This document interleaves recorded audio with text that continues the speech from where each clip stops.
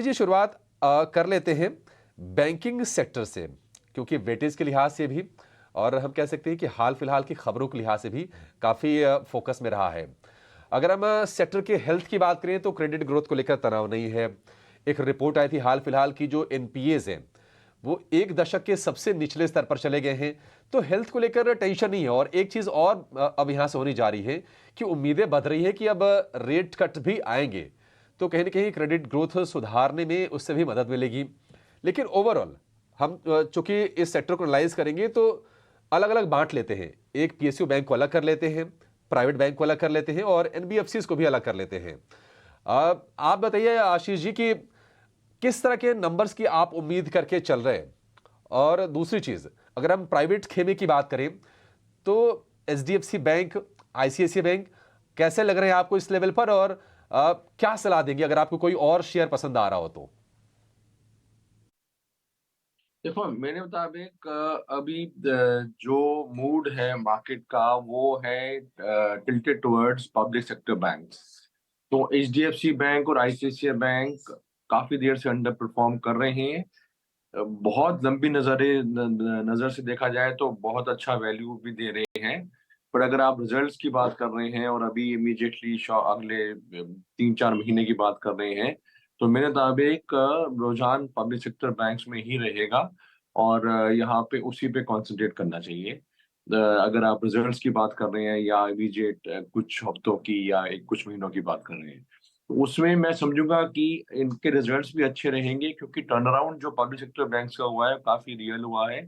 NPS में बहुत सुधार हुआ है और आगे क्रेडिट ग्रोथ काफी अच्छी दिख रही है। कभी भी मेरे ख्याल बहुत सालों बाद इनकी ऐसी पोजीशन आई है जहाँ पे कि इनके एनपीएस को लेके कोई चिंता नहीं है और आगे ग्रोथ भी बहुत बहुत अच्छी दिख रही है। तो उस लिहाज से लार्ज कैप्स में एसबीआई वगैरह बहुत अच्छे हैं, बट अगर आपने एक कोई स्टॉक चुनना हो तो मेरे मुताबिक पीएनबी है, क्योंकि पीएनबी का जो टर्न अराउंड हुआ है वो बहुत रियल हुआ है, अनबिलीवेबल हुआ है। क्योंकि काफी देर तक बीओबी, कैन बैंक, इन सब में बहुत सुधार आ गया था, बट पीएनबी को लेके मार्केट को अभी भी अप्रीहेंशन थी।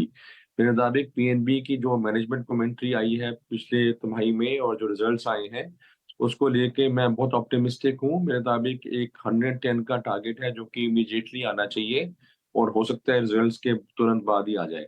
तो पीएनबी को आप बाय कर सकते हैं इमीडिएटली। 10-15% का आपको अपसाइड मिल जाना चाहिए। जहाँ तक एनबीएफसीज का सवाल है, एनबीएफसीज में थोड़ा दिक्कत ये आ रही है कि जो बहुत बड़ी वाली हैं, चाहे बजाज फाइनेंस मेनली हो, उसको लेकर रेगुलेटर मेरे मुताबिक थोड़ा चिंता जता रहा है, क्योंकि उनका साइज काफी बड़ा हो गया है और बैंक्स को रेगुलेट करना आरबीआई के लिए बहुत आसान होता है। और जैसे ही साइज किसी एनबीएफसी का बहुत बड़ा हो जाता है तो रेगुलेटर के पास एक चिंता का विषय हो जाता है। तो मेरे मुताबिक बजाज फाइनेंस खास करके एक तरह से एक वॉल आगे आगे उसके आगे है, क्योंकि अब यहाँ से किसी एक टाइम पे बजाज फाइनेंस को बैंक बनना पड़ेगा मेरे मुताबिक, क्योंकि तभी जाके रेगुलेटर उस पे नजर जो लगाई हुई है वो छोड़ेगा। और जब तक रेगुलेटर की इतनी तेज नजर है तो ग्रोथ थोड़ा मुश्किल है। तो Bajaj finance after many years continuous growth करने के बाद उसी स्टेट पे आ गया जहां एचडीएफसी बैंक आया था 2-3 साल पहले। तो मेरे मुताबिक अगले कुछ सालों तक बजाज फाइनेंस मार्केट का फेवरेट रहेगा। बहुत लंबे नजरिए से देखा जाए तब भी ठीक रहेगा और क्वालिटी स्टॉक रहेगा, पर रिटर्न नहीं देगा। तो इसलिए अगर एनबीएफसी में करना है तो मेरे मुताबिक छोटी एनबीएफसी में वैसे ही खतरा रह जाता है। आपको जियो फाइनेंस मेरे मुताबिक ठीक लग रहा है, क्योंकि जियो फाइनेंस में अभी ग्रोथ आने बाकी है और री रेटिंग इसकी अभी चलेगी। तो इसमें आप 325 का टारगेट लेके इसमें आप चांस ले सकते हैं। इसमें मेरे मुताबिक रिस्क रिवॉर्ड काफी फेवरेबल है। ठीक है, तो दो शेयर आशीष जी के रडार पर। पीएनबी पीएनबी में हम देख रहे हैं कि 70 रुपए के लेवल से लगातार मूव है और ये आगे कंटिन्यू होगा, भरोसा कायम है इस पर 110 के लक्ष्य के लिए। और जियो फाइनेंस को खरीदना है आपको 325 के लक्ष्य के लिए। ठीक ठाक टारगेट्स हम कहेंगे। देवर्ष जी, आपकी नज़र कहाँ पर है बैंकिंग स्पेस में? क्या आपको लगता है कि जो दिग्गज बैंक है, आईसीआईसीआई बैंक हो गया या फिर एचडीएफसी, वहां पर मौके हैं, या फिर पीएसयूज की तरफ जाएं? एसबीआई चला हुआ शेयर है, वेल प्लेस्ड है। आपको कितना कन्विक्शन आ रहा है सर इस रिजल्ट सीजन को लेकर और विद इन सेक्टर स्टॉक्स को लेकर? राइट। तो बैंकिंग एंड फाइनेंस सेक्टर में हमारा व्यू पॉजिटिव है। Second half of the year में मुझे लगता है कि रेपो रेट कट होंगे। तो अभी जो फॉलिंग इंटरेस्ट रेट सिनारियो है उसमें पहले तो निम कॉन्ट्रैक्ट होती है, फिर वो ट्रांसमिशन होता है और उसके बाद वो रिफ्लेक्ट होता है असेट और लायबिलिटी के रीप्राइसिंग में। तो ये जो लोअर इंटरेस्ट रेट की रेजिम है वो क्रेडिट ग्रोथ को हमेशा इम्पीटस देता है, और जो लोअर क्रेडिट ग्रोथ होती है तो जो अफोर्डेबल हाउसिंग है, ऑटोमोबाइल है, वो सब सेक्टर में हमें बैंकिंग साइड अच्छी लोन का ग्रोथ दिखने को मिलता है। जैसे असेट क्वालिटी की बात की तो लार्ज बैंक में वो एकदम हेल्दी रहने की आशाएं हैं। अंडरराइटिंग बहुत सुपीरियर रही है और काफी प्रोविजन के रिजर्व काफी है। तो अभी भी थोड़ा एनपीए हो तो भी कोई बैंकिंग के वैल्यूएशन पे मुझे लगता है कि असर नहीं होगा। तो मेरे हिसाब से दिग्गज बैंक में हमें इन्वेस्टेड रहना चाहिए। आईसीआईसीआई बैंक, एसबीआई, ये दोनों बड़े बैंक हैं।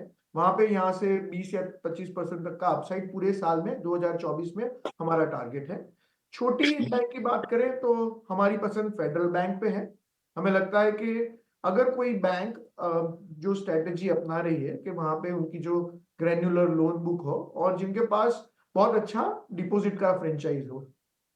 फेडरल बैंक का हमें पता है कि जो बाहर से रेमिटेंस आते हैं उसके कारण उनके पास अनपैरेलल डिपॉजिट फ्रेंचाइजी है और उन्हें फिनटेक के साथ बहुत अच्छे पार्टनरशिप किए हैं। अभी जो फिनटेक और बड़े बैंक के बीच में जो गैप हो रहा है उसका कोई अगर गैप भरने का काम कर रहा हो तो वो फेडरल बैंक है।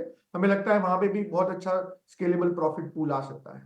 तो तीन आईसीआईसीआई और एसबीआई बड़े में और छोटे में फेडरल बैंक हमारी पसंद है बैंकिंग सेक्टर में ये रिजल्ट सीजन में।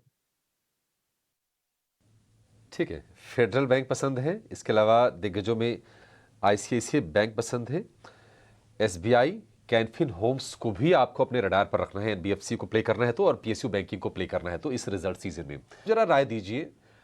मैरिको के प्रोडक्ट्स या फिर डाबर के प्रोडक्ट्स ग्रामीण इलाकों में अच्छे खासे बिकते हैं। हालांकि पिछले साल भर की चाल अगर आप देखेंगे तो वही है कि जो आशीष जी कह रहे हैं ना कि बाजार चूंकि इतनी तेज रफ्तार से चला है कि इनकी कहीं ना कहीं जो प्रदर्शन में छुप सा गया है।